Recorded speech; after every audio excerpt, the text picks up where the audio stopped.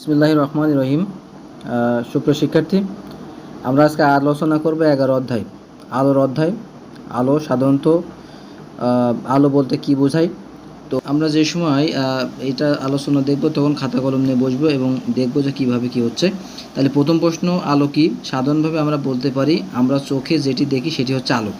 তারপর দেখো এখানে লেখা আছে যে তবে এটি পুরোপুরি বৈজ্ঞানিক কথায় বলা চলে না, কারণ দেখো আমরা অনেক কিছুই দেখতে পারি, মানুষ, গরু, ছাগল, আকাশ, মেঘ, সমস্ত সব কিছু দেখতে পাই। সেগুলো কি আলো? না, সেগুলো আলো না, কিন্তু সেগুলোতে আলো পড়ে বলেই সেখান থেকে আলো যখন আমাদের চোখে এসে পড়ে তখন আমরা দেখতে পারি। তাহলে আমরা প্রশ্ন হচ্ছে যে আমরা কখন একটি বস্তু বা জিনিস দেখতে পাই। তাহলে উত্তর তখন কি লিখবা, যে যখন কোনো জিনিস, দেখো উত্তরটা এইভাবে লিখবা, যখন কোনো জিনিস বা বস্তু উপর, যখন কোনো জিনিস বা বস্তুর উপর আলো পড়ে এবং তখন সেখান থেকে আলো যখন আমাদের চোখে এসে পড়ে তখন আমরা দেখতে পাই। তারপরে ধরো এখানে লেখা রয়েছে তখন আমরা দেখতে পাই।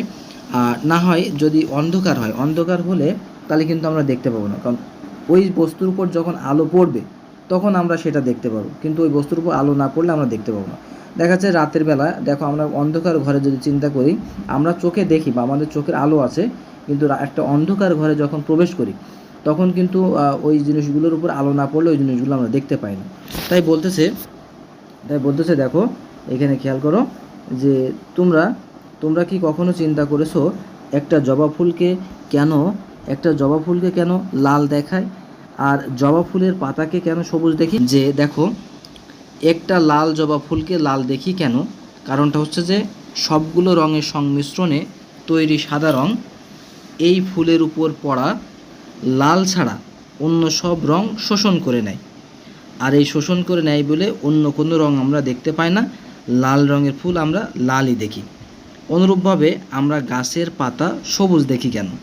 তো ওরকম দেখো রং মোট হচ্ছে 7টা। সূর্যের আলো, এই যে সূর্যের আলোর ভিতরে মোট 7টা রং আছে।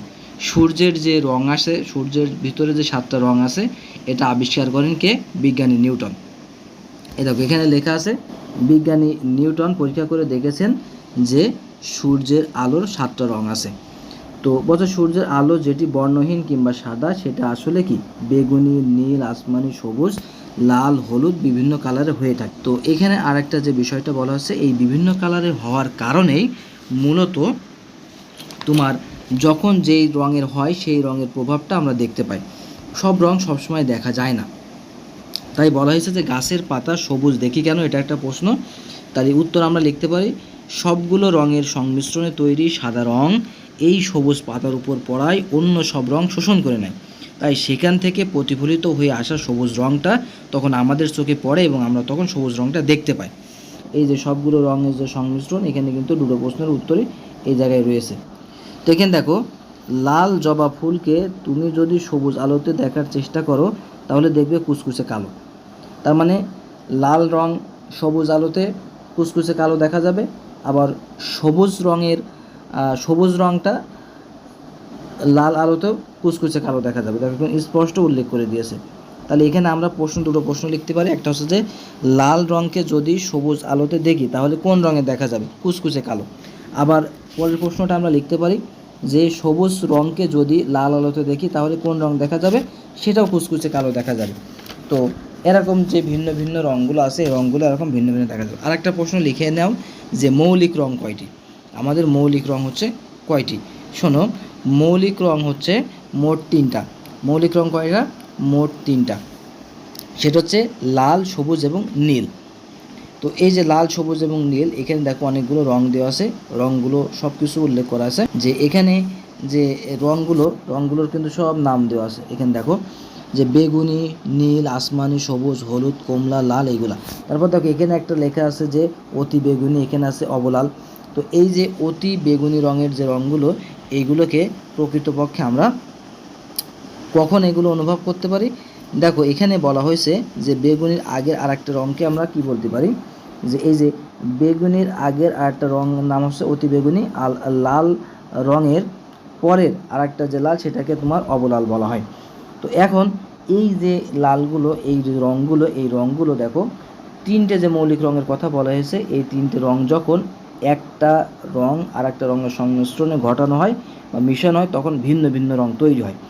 তো অনুরূপভাবে যখন দেখো এই যে সূর্যের যে রং সাতটা আছে এটা আমরা কখন দেখতে পাই, যখন মেঘযুক্ত আকাশ, বৃষ্টি হয় বা বিকালে বা সকালের দিকে সূর্যের আলোটা যখন ওই মেঘাচ্ছন্ন আকাশের দিকে পড়ে তখন আমরা 7 রঙের রংধনু দেখতে পাই। ঠিক এখানে যে কালারটা দেওয়া আছে এই কালারের মতো আমরা রংধনু দেখতে পাই। তো এগুলো ঠিক এরকম ধারাবাহিকভাবে বেগুনি, নীল, আসমানি, সবুজ, হলুদ, কমলা, লাল এভাবে হয়। তো দেখো এই যে বেগুনি রংটা, অতি বেগুনি রংটা কারা দেখতে পায় বা কে দেখতে পায়? দেখো বেগুনি যে রংটা সেটা হচ্ছে দেখো পোকামাকড় বেগুনি রং খানিকটা দেখতে পাই।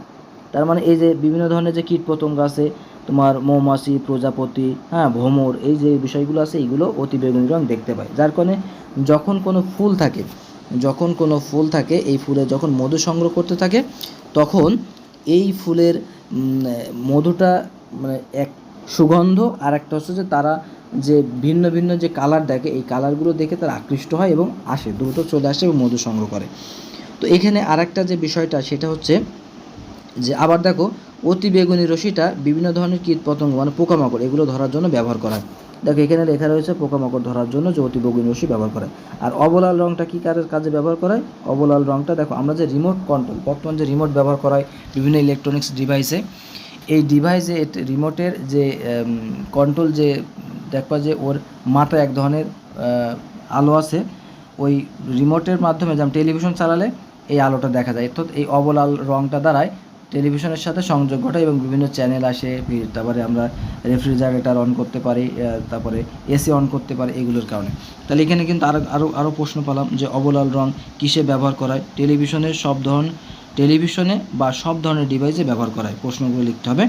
তারপর একটা প্রশ্ন কি বলেছে যে পোকামাকড় ধরার জন্য কোন আলো ব্যবহার করা হয় এবং কেন?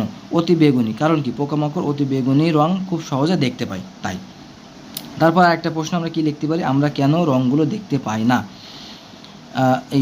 প্রশ্নটা আমরা লিখতে পারি যে আমরা কোন রঙগুলো দেখতে পাই না। দেখো আমরা যে অতি বেগুনি এবং অবলাল এই দুইটা রং দেখতে পাই না, আর অন্য সব রঙকে আমরা রংধনুর মাধ্যমে দেখতে পাই। এখানে যে চিত্র দিয়েছে দেখো লাল, সবুজ এবং যে নীল রং, দেখো একটা আরেকটার উপর যখন পড়েছে তখন ভিন্ন ভিন্ন কালার তৈরি হয়েছে। এই যে ভিন্ন ভিন্ন কালার আমরা দেখতে পাচ্ছি। দেখো আমরা এখানে মোটামুটিভাবে এখানে যে প্রশ্নগুলো আলোচনা করলাম এই প্রশ্নগুলো এখানে মোট 18টা প্রশ্ন হবে। এই 18টা প্রশ্নগুলো আমরা সুন্দরভাবে এই লেকচারগুলো শুনবো এবং তোমরা যে সময় শুনবা এটা ওই অল্প অল্প করে যখন যেটা প্রশ্ন হবে তখন তোমরা মিউট করে প্রশ্নটা লিখে নেবে এবং উত্তরটাও লেখার চেষ্টা করো। প্রশ্নগুলো আগে লিখে নিবা। তো আজকে এটাই পর্যন্ত আলোচনা করা হলো, পরবর্তীতে আবার আলোচনা করা হবে।